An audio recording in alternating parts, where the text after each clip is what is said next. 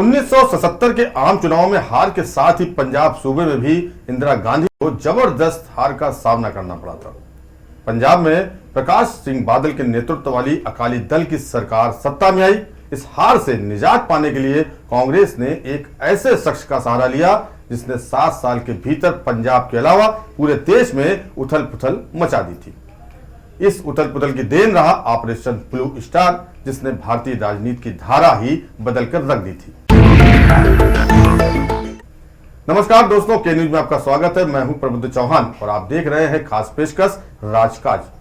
राजकाज में आज बात करेंगे ऑपरेशन ब्लू स्टार की। ऑपरेशन ब्लू स्टार भारत के इतिहास में एक ऐसी घटना है जिसे इंदिरा गांधी की मौत की पटकथा भी कहा जाता है, जिसे कहीं ना कहीं इंदिरा गांधी ने खुद लिखा था। इस घटना के 39 साल पूरे हो गए हैं। 6 जून को जरनैल सिंह भिंडरावाले की मौत के साथ ही ऑपरेशन ब्लू स्टार का अंत हुआ था। जरनैल सिंह भिंडरावाले को साल 1977 में सिखों की धर्म प्रचार की प्रमुख शाखा दमदमी टकसाल का जत्थेदार बनाया गया था। उस दौरान पंजाब की राजनीति में भिंडरावाले बड़ा चेहरा हो चला था। अब उसे पंजाब की राजनीति में अकालियों को पछाड़ने के लिए मोहरा बनाया गया और यह काम ज्ञानी जैल सिंह और संजय गांधी ने बखूबी किया था। लेकिन भिंडरावाले मुसीबत बन गए थे। वरिष्ठ पत्रकार कुलदीप नैयर ने अपनी किताब beyond the line and autobiography में लिखा है कि संजय गांधी ने भिंडरावाले को पैसे देने की बात मानी है। हालांकि उन्हें यह अंदाजा नहीं था कि भिंडरावाले आतंकवाद का रास्ता चुन लेगा। इंदिरा गांधी को 1980 के चुनाव में जबरदस्त जीत मिली थी। लोकसभा की 529 सीटों में से कांग्रेस को 351 सीटें मिली थी। ज्ञानी जैल सिंह को प्रधानमंत्री इंदिरा गांधी ने गृह मंत्री बनाया था। पंजाब विधानसभा चुनाव में कांग्रेस ने अकाली दल को पछाड़ा और पंजाब में दरबारा सिंह को मुख्यमंत्री बनाया। पंजाब में हार के बाद अकाली दल अपने पुराने मुद्दे पर चली गई, वो मुद्दा जिसे 1973 में अनंतपुर साहब रिजर्वेशन के नाम से जाना जाता है, जिसमें चंडीगढ़ और नदियों के पानी के बंटवारे पर एक तरफा मांगे की गई थी। अकालियों और दरबारा सिंह सरकार में तनातनी चल रही थी कि पंजाब की राजनीति भाषा और धर्म की चंगुल में फंस गई थी। जनगणना का दौर था और लोगों से उनके धर्म और भाषा पूछी जाती थी। इस दौर में अखबार पंजाब केसरी ने हिंदी को लेकर मुहिम चला दी थी, जिससे माहौल और खराब हो गया था। हिंदी की मुहिम से कट्टर सिख नाराज हो गए, जिनमें भिंडरावाले भी थे। 9 सितंबर 1981 को हथियारबंद लोगों ने पंजाब केसरी के संपादक लाला जगत नारायण की गोली मारकर हत्या कर दी थी। इल्जाम जरनैल सिंह भिंडरावाले पर भी आया। लाला जगत नारायण की हत्या के बाद 15 सितंबर को अमृतसर के गुरुद्वारे गुरदर्शन प्रकाश से भिंडरावाले को गिरफ्तार कर लिया गया, लेकिन सबूतों के अभाव में उसे जमानत मिल गई। भिंडरावाले पर राजनीति जारी थी कि पंजाब को अलग देश बनाने की मांग ने और जोर पकड़ लिया। हिंसा और खून खराबा बढ़ता जा रहा था। रिहाई के बाद भिंडरावाले भी तैश में था। इसी बीच दिल्ली में एशियाड खेल का आयोजन 1982 के नवंबर और दिसंबर महीने में होने वाला था, जिसके विरोध में जरनैल सिंह भिंडरावाले ने विरोध प्रदर्शन का ऐलान कर दिया था। तब सुरक्षा के नाम पर 1,500 लोगों को गिरफ्तार कर लिया गया था। अब कट्टर सिखों का गुस्सा और बढ़ गया था, जिसका फायदा भिंडरावाले ने उठाया। नरमपंथियों की आवाज कमजोर पड़ने लगी। भिंडरावाले के बढ़ते हुए प्रभाव ने अकालियों को अलग थलग कर दिया था। इसी बीच पंजाब के डीआईजी एएस अटवाल की हत्या स्वर्ण मंदिर की सीढ़ियों पर कर दी गई। एएस अटवाल की लाश घंटों स्वर्ण मंदिर की सीढ़ियों पर पड़ी रही, लेकिन किसी की हिम्मत नहीं हुई कि उनकी लाश को मंदिर की सीढ़ियों से हटाया जा सके। एएस अटवाल के शव को हटाने के लिए खुद मुख्यमंत्री दरबारा सिंह को जरनैल सिंह भिंडरावाले से मिन्नत करनी पड़ी थी। इस घटना के बाद इंदिरा गांधी ने ज्ञानी जैल सिंह से स्वर्ण मंदिर के अंदर पुलिस भेजने की सलाह मांगी, लेकिन उन्होंने मना कर दिया। इससे भिंडरावाले के हौसले और बढ़ गए। पंजाब में हालात विस्फोटक होते जा रहे थे। अकाली भी मैदान में आ गए। 2 महीनों में 30,000 गिरफ्तारियां दी गई। मांग थी अनंतपुर साहब के रिजॉल्यूशन को पास किया जाए। इसी बीच 5 अक्टूबर 1983 को सिख चरमपंथियों ने कपूरथला से जालंधर जा रही बस को रोक लिया। बस में सवार हिंदू यात्रियों को चुन चुनकर मार डाला गया। इस घटना के अगले दिन इंदिरा गांधी ने दरबारा सिंह की सरकार को हटा दिया। पंजाब में राष्ट्रपति शासन लगा दिया गया। सरकार हटाने के बाद भी हालात बदले नहीं। पंजाब में हिंसा मारकाट जारी रही, मगर इंदिरा गांधी भिंडरावाले के खिलाफ कोई सख्त कदम नहीं उठा पा रही थी। 15 दिसंबर 1983 को भिंडरावाले ने अपने हथियारबंद साथियों के साथ स्वर्ण मंदिर में अपना कब्जा जमा लिया। भिंडरावाले ने स्वर्ण मंदिर के अकाल तख्त पर भी कब्जा कर लिया। अकाल तख्त का मतलब एक ऐसा सिंहासन जो अनंत काल के लिए बना हो। यहीं से सिख धर्म के लिए हुक्मनामे जारी होते हैं। अकाल तख्त के कब्जे का विरोध हुआ, लेकिन भिंडरावाले ने परवाह नहीं की। हिंसा और मारकाट का दौर चलता रहा। भिंडरावाले चाहते थे कि हिंदू पंजाब छोड़कर चले जाएं। ये सीधे सीधे दिल्ली सरकार को चुनौती थी। उधर इंदिरा गांधी की मुश्किलें बढ़ती जा रही थी। उन्हें भी किसी फैसले पर पहुंचना था। इंदिरा गांधी ने आखिरकार 1 जून 1984 को पंजाब को सेना के हवाले कर दिया और कोड वर्ड रखा गया ऑपरेशन ब्लू स्टार। इस ऑपरेशन की अगुवाई मेजर जनरल कुलदीप सिंह बराड़ को सौंपी गई। सेना की 9वीं डिवीजन स्वर्ण मंदिर की तरफ बढ़ चुकी थी। 3 जून को अमृतसर से पत्रकारों को बाहर कर दिया गया। पाकिस्तान से लगती सीमा को भी सील कर दिया गया। मंदिर परिसर में रह रहे लोगों को बाहर आने को कहा गया। यह अपील बार बार की गई। 5 जून को 7 बजे तक सिर्फ 129 लोग ही बाहर आए। लोगों ने बताया कि भिंडरावाले के लोग बाहर आने से रोक रहे हैं। 5 जून 1984 को शाम 7 बजे सेना की कार्रवाई शुरू हुई। रात भर दोनों तरफ से गोलीबारी होती रही। ऑपरेशन ब्लू स्टार वो घटना है जिसने भारत के इतिहास को बदल कर रख दिया था। इस ऑपरेशन के जख्म सिर्फ पंजाब के ही हिस्से नहीं आए, बल्कि इसकी 30 पूरे मुल्क ने महसूस की थी। ऑपरेशन ब्लू स्टार के 2 जून को 29 साल पूरे हुए थे। 70 के दशक से अकाली दल पंजाब को स्वायत्त राज्य बनाने की मांग कर रहा था। 1973 में इसी को लेकर आनंदपुर साहिब प्रस्ताव पारित किया। प्रस्ताव में अकाली दल चाहता था कि केंद्र सरकार केवल रक्षा, विदेश नीति, संचार और मुद्रा पर अधिकार को छोड़कर अन्य सब विषयों पर पंजाब को उसके अधिकार दे दे। ये मांग इस कदर जोर पकड़ती गई कि पंजाब में हिंसक घटनाएं बढ़ने लगी। सितंबर 1981 में हिंदी समाचार पत्र पंजाब केसरी अखबार समूह के संपादक लाला जगत नारायण की हत्या हुई। पंजाब के कई जिलों में हिंसक घटनाएं हुई और कई लोगों की जान गई। अप्रैल 1983 में एक अभूतपूर्व घटना घटी। पंजाब पुलिस के उप महानिरीक्षक एएस अटवाल की दिन दहाड़े स्वर्ण मंदिर परिसर में गोली मारकर तब हत्या कर दी गई जब वो वहां से माथा टेक कर बाहर निकले थे। मामले की जांच करते हुए पुलिस महानिदेशक केपीएस गिल ने पाया था कि उस समय घटनास्थल के आसपास लगभग 100 पुलिसकर्मी थे और उनमें से आधे हथियारों से लैस थे। लेकिन अटवाल का शव इस घटना के करीब 2 घंटे बाद तक वहीं पड़ा रहा। पंजाब का माहौल बिगड़ता देखकर इंदिरा गांधी सरकार ने दरबारा सिंह की कांग्रेस सरकार को बर्खास्त कर दिया और राष्ट्रपति शासन लागू कर दिया। भिंडरावाले पर हिंसक गतिविधियों को बढ़ावा देने के आरोप लगने लगे थे। इसी कड़ी में 1984 में राज्य धीरे धीरे अलगाववाद की चपेट में आ गया। धार्मिक गुरु जरनैल सिंह भिंडरावाले की अगुवाई में अलगाववादियों ने गोल्डन टेम्पल में शरण लेकर तत्कालीन इंदिरा गांधी की सरकार को चुनौती दी थी। ऑपरेशन ब्लू स्टार से 3 महीने पहले हिंसक घटनाओं में मरने वालों की संख्या 298 हो गई थी। केंद्र सरकार को गोल्डन टेम्पल से अलगाववादियों को बाहर निकालने के लिए 1984 में 1 जून से 6 जून तक सैन्य कार्रवाई करनी पड़ी थी, जिसे ऑपरेशन ब्लू स्टार का नाम दिया गया था। इंदिरा गांधी सरकार ने पंजाब से आने जाने वाली रेलगाड़ियों और बस सेवाओं पर रोक लगा दी थी। फोन कनेक्शन काट दिए गए और विदेशी मीडिया को भी राज्य से बाहर कर दिया गया था। 3 जून तक भारतीय सेना अमृतसर में प्रवेश करके स्वर्ण मंदिर परिसर को घेर चुकी थी। 4 जून को सेना ने गोलीबारी शुरू की, लेकिन चरमपंथियों की ओर से इसका तीखा जवाब मिला।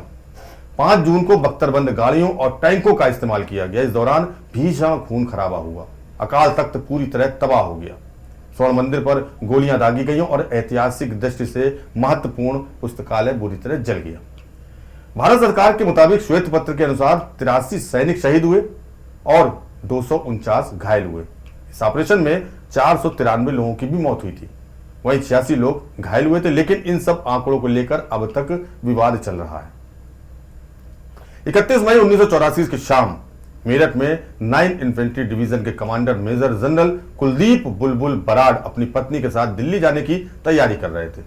अगले दिन उन्हें मनीला के लिए उड़ान भरनी थी, जहां वो छुट्टियां मनाने जा रहे थे। ये तब की बात है जब पंजाब अलगाववाद की आग में झुलस रहा था। गुरुद्वारों में पंजाब को भारत से अलग किए जाने के लिए, यानी एक अलग मुल्क खालिस्तान बनाने की तकरीरें की जा रही थी। ये भी कहा जा रहा था कि इसके लिए भारत के साथ सशस्त्र संघर्ष करने के लिए भी तैयार रहना चाहिए। पंजाब में जारी ये गतिविधियां दिल्ली में बैठे अधिकारियों के लिए चिंता का सबब बनी हुई थी। ऐसे में सत्ता के शीर्ष शिखर से एक ऐतिहासिक फैसला लिया गया। ये फैसला था ऑपरेशन ब्लू स्टार को अंजाम देने का और मेजर जनरल बराड़ को इसकी जिम्मेदारी संभालनी थी। मेजर जनरल कुलदीप बराड़ के पास फोन आया कि अगले दिन 1 तारीख की सुबह उन्हें चंडी मंदिर पहुंचना है एक मीटिंग के लिए। बराड़ और उनके परिवार की 1 तारीख की शाम को ही मनीला निकलना था। टिकटें बुक हो चुकी थी, अपने ट्रेवल्स चेक ले लिए थे और दिल्ली जा रहे थे जहाज पकड़ने के लिए। बराड़ मेरठ से दिल्ली बाई रोड आ गए। वहां से जहाज पकड़कर फौरन चंडीगढ़ और सीधे पश्चिम कमान के मुख्यालय पहुंचे। वहां बराड़ को खबर मिली कि ऑपरेशन ब्लू स्टार कमांड करना है और जल्द से जल्द अमृतसर पहुंचना है क्योंकि हालात बहुत खराब हो गए हैं।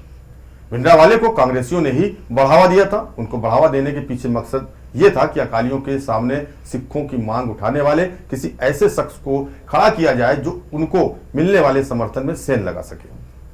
भिंडरावाले विवादास्पद मुद्दों पर भड़काऊ भाषण देने लगे और धीरे धीरे उन्होंने केंद्र सरकार को भी निशाना बनाना शुरू कर दिया। साल 1982 में भिंडरावाले चौक गुरुद्वारा छोड़ पहले स्वर्ण मंदिर में गुरु नानक निवास और उसके कुछ महीनों बाद अकाल तख्त से अपने विचार व्यक्त करने लगे थे। यहां वक्त तो चला एक छोटे ब्रेक का। ब्रेक के बाद आपको बताएंगे भिंडरावाले ने पत्रकारों के सवालों का कैसे जवाब दिया था। आप देख रहे हैं के न्यूज, खबरों का सारथी। देखें कौन नया खिलाड़ी आया है, समझा देते हैं, प्यार से समझाएंगे। ये तो अपनी जुबान है। जुबान एक हो तो दिल भी एक होने चाहिए। विमल बोलो जुबान केसरी। शादी का किचन महके जहां, गोल्डी किचन किंग मसाले 100% हो वहां। जहां जाए रिश्ते बनाए गोल्डी मसाले।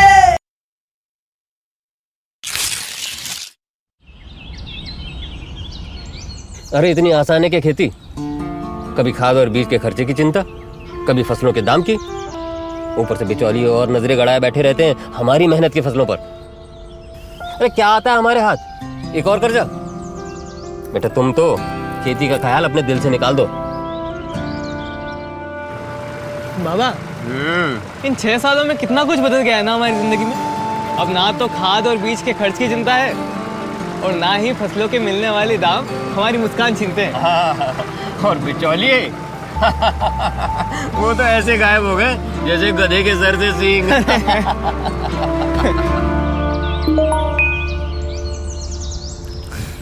ये लो बाबूजी, गन्ने के पैसे आ गए खाते में। अच्छा हाँ, चल चल। सुशासन, विकास, रोजगार, डबल इंजन की सरकार।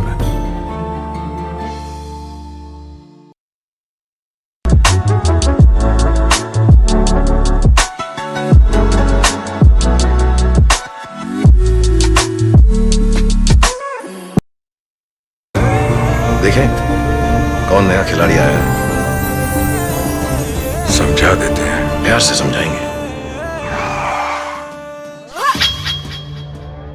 ये तो अपनी जुबान है। जुबान एक हो तो दिल भी एक होने चाहिए।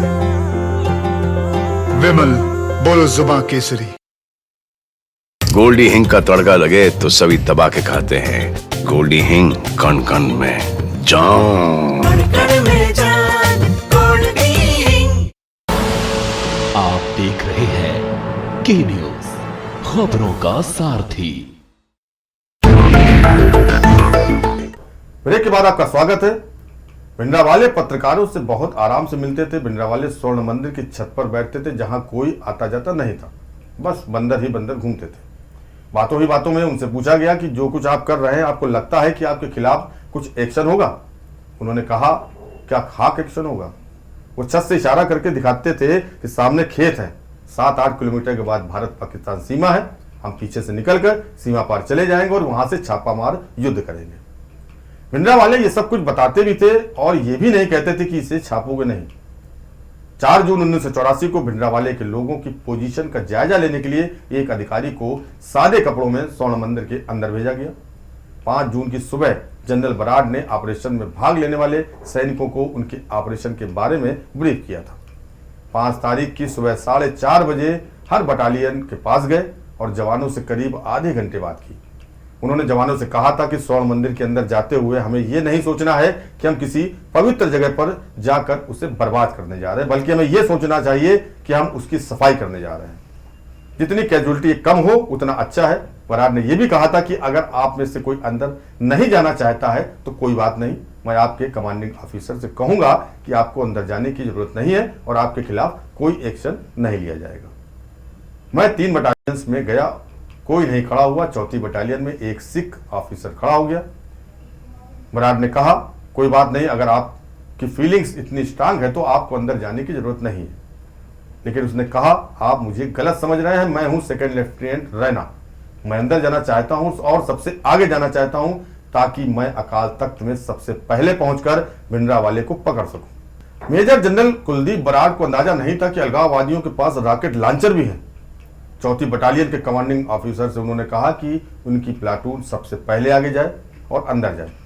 उनकी प्लाटून सबसे पहले अंदर गई, लेकिन उनको मशीन गन के इतने फायर लगे कि उनकी दोनों टांगे टूट गई, खून बह रहा था। उनका कमांडिंग ऑफिसर कह रहा था कि मैं इन्हें रोकने की कोशिश कर रहा हूं, लेकिन वो रुक नहीं रहे हैं, वो अकाल तख्त की तरफ रेंगते हुए पड़ रहे थे।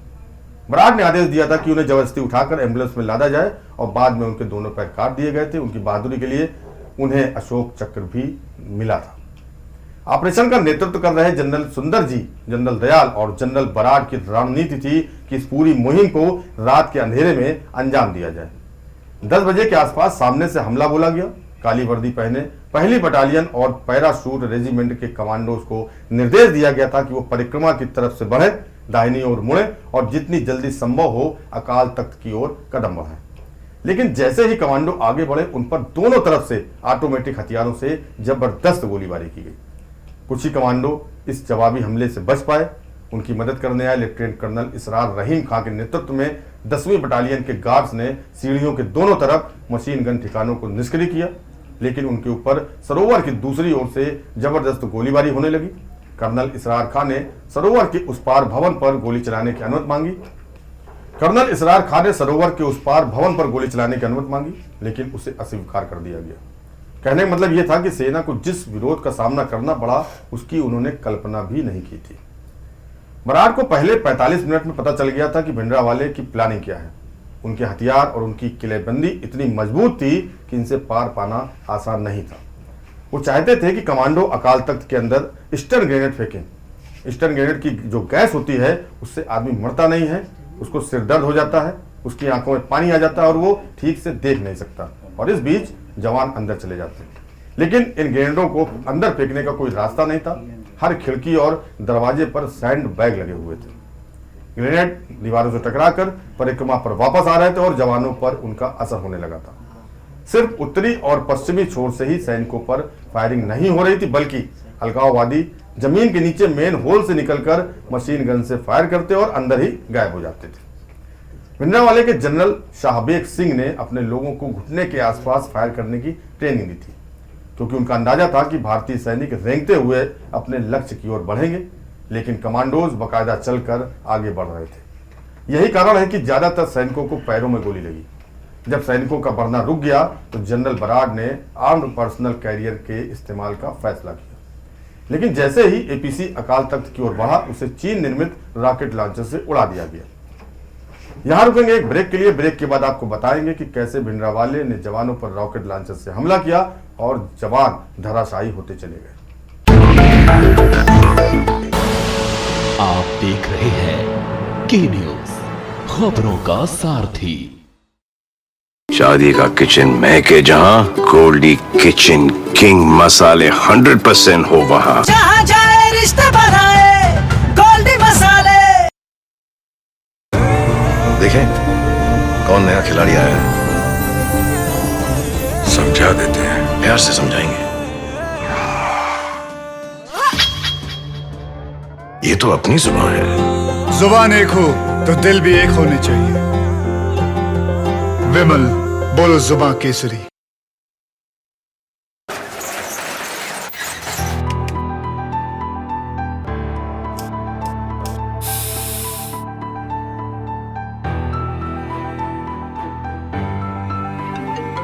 आजकल लाइफ इतनी बिजी हो चुकी है कि अपने लिए ही टाइम नहीं है। दलजीत भाई, कल सुबह योग करने चले? नहीं यार, मेरे पास टाइम नहीं है, बहुत बिजी हूं मैं, तू जा। लेकिन अपने बिजी लाइफ में से टाइम निकालना बहुत जरूरी है, अपनी सेहत के लिए, दिमाग के लिए और अपने आप के लिए। और ये करने का सबसे बढ़िया तरीका है योग। योग करने से शरीर तंदुरुस्त रहता है और मन भी शांत रहता है। ये आप भी कर सकते हैं। इस साल अंतर्राष्ट्रीय योग दिवस के इस मौके पर खुद से एक वादा करें कि हम हर रोज अपने लिए समय निकालकर योग जरूर करें।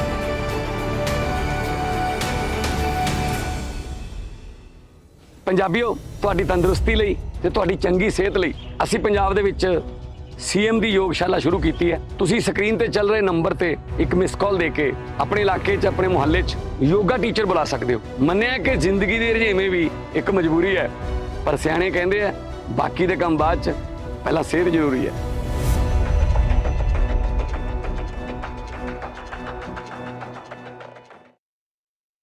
गोल्डी हिंग का तड़का लगे तो सभी दबा के खाते हैं। गोल्डी हिंग कण कण में जान।